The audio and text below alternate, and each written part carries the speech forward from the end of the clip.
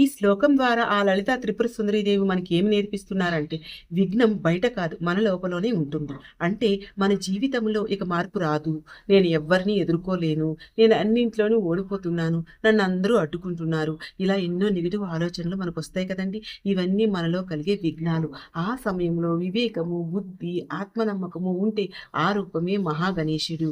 ఆ నెగిటివ్ ఆలోచనలన్నింటినీ కూడా నిర్భిన్నము అంటే జ్ఞానము, భక్తి, ధైర్యంతో అధిగమిస్తే మన ధైర్యాన్ని, మన ఆత్మ సాక్షిగా మనం చేస్తున్నటువంటి పనిని చూస్తున్నటువంటి లలితాదేవి చైతన్యం మనలో ఉంటూ ఎంతో సంతోషిస్తున్నారంట. ఇంకా జీవితంలో ఎదురయ్యే ప్రతి అస్త్రాలు అంటే ఎన్నో పరీక్షలు, విద్యా అర్హతకు కావచ్చు, జీవితానికి అవ్వచ్చు, సమస్యలు, వాటన్నిటికీ కూడా మనలో ఉన్నటువంటి చైతన్య రూపమే ఆ అమ్మ. అలా మనకి జ్ఞానాన్ని, ధైర్యాన్ని, నమ్మకం రూపంలో మనకి జీవితంలో అమృత వర్షం కురిపిస్తున్నారు. అంటే మనలో ఉన్నటువంటి గణేష బుద్ధి ద్వారా అడ్డంకులను అధిగమించినప్పుడు, ప్రతి సమస్యను సులభంగా ఎదుర్కొనేటప్పుడు మనలోని లలితా చైతన్యం ఆనందంతో నిండిపోతుంది. ఓం శ్రీ మాత్రే నమః. హలో అండి, welcome back to my channel. Lalita సహస్రనామాలను సాధారణంగా చదువుకోవడం కంటే అర్థం తెలుసుకొని చదువుకుంటే ఆ ఆనందము, ఆ అనుభూతి వేరేగా ఉంటుంది కదండి.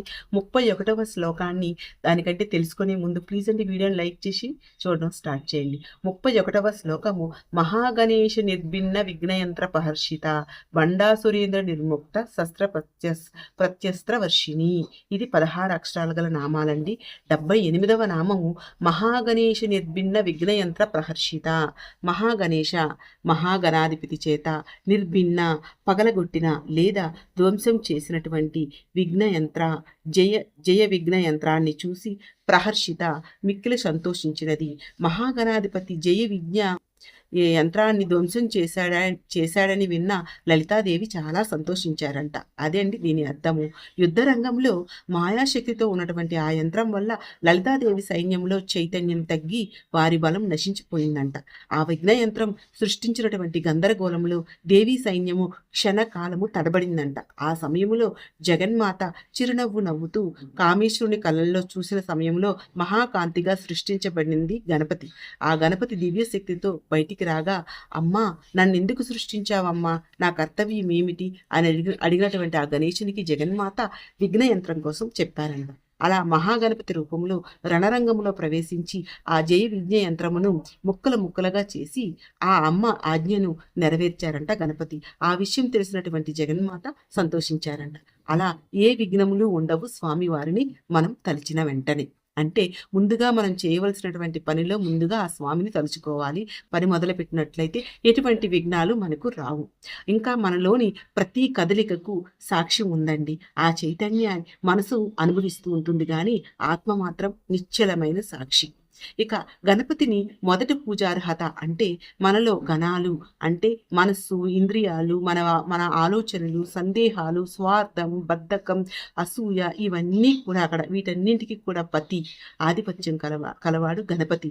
మన గణాల మీద ఆధిపత్యం కలిగి ఉంటూ మనల్ని నడిపించే ఆ ఆత్మసాక్షి గణపతి.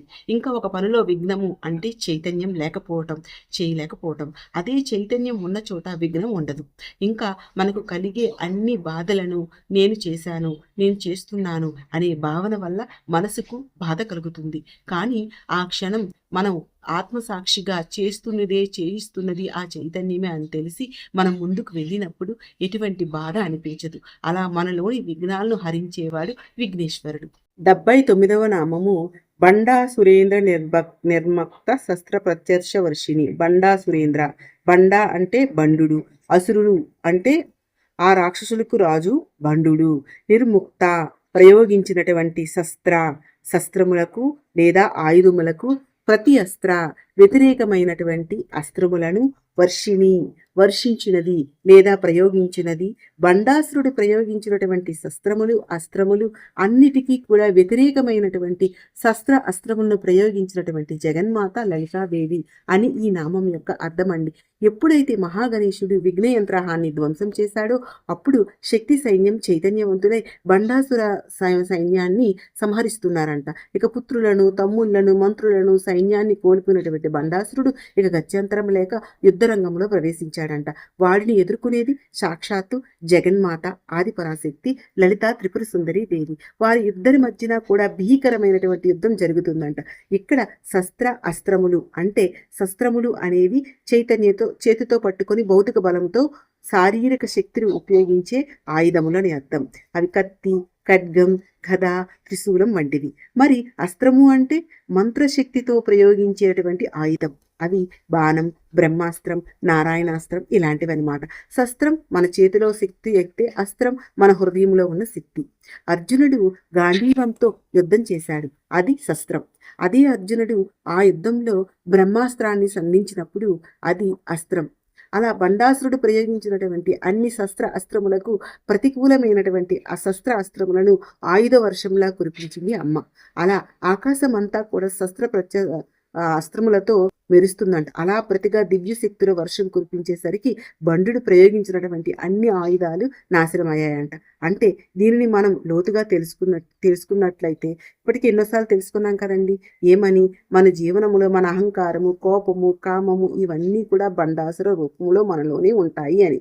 వాటినన్నింటినీ ఆ తల్లి ప్రతి ఆయుధాలతో అంటే కోపం, క్షమ, మోహం, జ్ఞానం, భయం, విశ్వాసం, దుఃఖం, భక్తి, అహంకారం, వినయం ఇవన్నీ కూడా మనలో ఉన్న పరమ చైతన్య రూపంగా ఆ తల్లి నడిపిస్తుంది. ఈ శ్లోకానికి సంబంధించినటువంటి మీకు వివరణ అర్థమైంది అనుకుంటున్నానండి. వీడియో మీకు నచ్చితే ప్లీజ్ అండి లైక్ చేయండి, షేర్ చేయండి, నా ఛానల్ని సబ్స్క్రైబ్ చేసుకోండి. ఓం శ్రీ మాత్రే నమః.